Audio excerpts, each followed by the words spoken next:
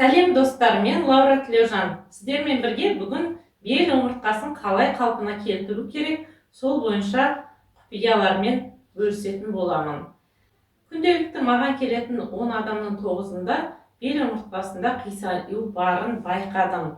Сондықтан сіздер мен көрермендермен бірге осы бел омыртқасына таза бедренный коленный суставтар қалай орнына түсіру бойынша сіздермен жақсы бір гимнастикамен бөлісемін. Бұл гимнастика цигун техникаларына жатады. Біздің мына белімізге қарсы орналасқан жәнегі бүйрегіміз, жатырымыз, қуығымыз бар. Сол органдардың жұмысы нашарлайды егер біздің бел омыртқамыз қисаятын болса. Бел омыртқадан шығатын нерв талшықтары біздің жәнегі қарама-қарсы жатқан органдарға жәнегі сенсор сияқты жұмыс істейді. Олардың функцияларын жақсартады, қан айналымын жақсартады, минералдардың, гормондардың бөлуін және күшейтетін болады. Егер де біздің бел омыртқамызда және қисаю орнынан қозғалу пайда болса, біздің қарама-қарсы жатқан органдарымыздың жұмысы нашарлайды.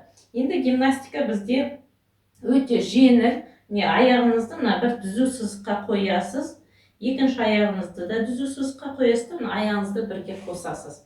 Бір заттан ұстап тұруыңызға болады. Енді жаныңыздағы заттан ұстайсыз, орындықтан, шкафтан ұстап тұрасыз да өстіп аяғыңызды қысасыз. Бір 3-4 минуттан кейін мына артыңыздағы мышцаларды, ягодицаның мышцаларын бүйтіп қысасыз. Қысқан кезде кеудеңізді көтересіз, омыртқа түзелу керек, тартылып бүйтіп. Сол кезде бел омыртқасындағы арасындағы хрящтар дейді ғой, солар сыртылдап орнына түсе бастайды. Бүйтіп қатты қысып тұра алмайсыз, енді бір 3-4 секунд ұстап жіберіп, 3-4 секунд ұстап жіберіп, өстіп жәнегі орнына қоясыз. Осы жәнегі күйіңізбен бір 15 минуттай күніне тұрған жақсы. Енді одан көп тұра алсаңыз, уақытыңыз болса тіпті де жақсы. 15 минут жеткілікті. Бір айдың ішінде өте жақсы және қалпына келетін болады.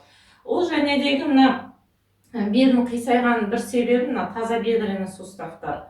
Әсіресе әйел адамдарда орнынан бүйтіп шығып кетеді. Сол кезде бел омыртқасында қисайып тұрады. Сонда бұл гимнастикадан сіздің таза бедренный суставта орныңызға түседі, коленный суставта орныңызға түседі. Кешке дейін мысал үшін негізі сау адамның өзіне омыртқаны 2 рет мануальский барып қалпына келтіріп тұру керек. Ал бірақ та себебіңіз сізде таза бедренный суставта болса, сізге мысал үшін именно осы суставты қалпына келтіру керек, оған осындай гимнастикалар жақсы әсерін тигізеді. Сіздерге сәттілік, денсаулықтарыңыз мықты болсын, сау болыңыздар. Келесі кездескенше сіздермен бірге Лаура Тілеужан.